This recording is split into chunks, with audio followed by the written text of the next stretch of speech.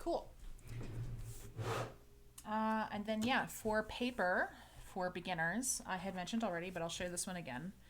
I like this one from Canson.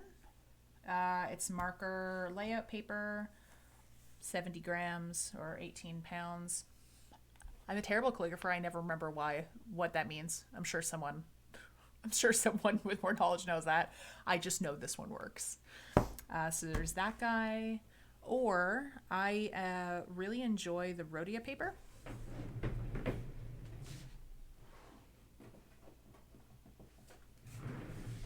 Which is this guy. Big fan. I find it even better than the Canson one, but this is a little bit more expensive for practicing. It just depends on what kind of experience you'd like. I find this one a little bit smoother than this one, but this one's much more cost effective than this one. This one also comes in like a standard like North American size, whereas Rhodia is made in France, I believe. So this is European sizing. So this is like an A4, something like that. Yeah, it's A4 paper instead of like 8.5 by 11, which is like how in North America we would refer to it as. Whereas this is 9 by 12. So a little bit easier to cut down to specific size too if you want to like throw this in your printer and print some guidelines on it. So there's that. Then you can kind of, once you're done with your practice paper, you can kind of dive into like there's so much paper out there. I'm a huge fan of handmade paper. I'm lucky enough to live really close to a paper mill. Literally less than 10 minutes from my house is a paper mill in Montreal. Great. I have,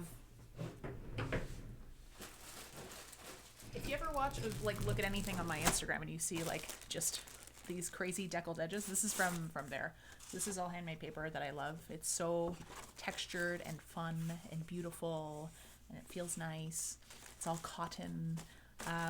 But this definitely, because of like all the ridges, which you can see the shadows on, like it's a bit more challenging to work on.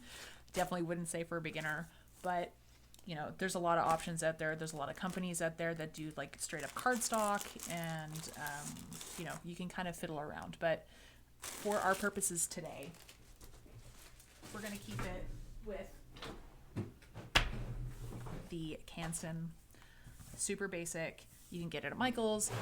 You can get it at Desire if you're in Canada, or Michael's in Canada as well. I think most art supply stores probably have this one, and I find it really cheap. Oh yeah, also watercolor paper works really well. Like Arches is really nice. But yeah, like I said, I mean, I can go on and on with paper forever and ever, but you know, just so you know, there's a lot out there. It's kind of crazy and a bit overwhelming. So we'll just keep with this guy.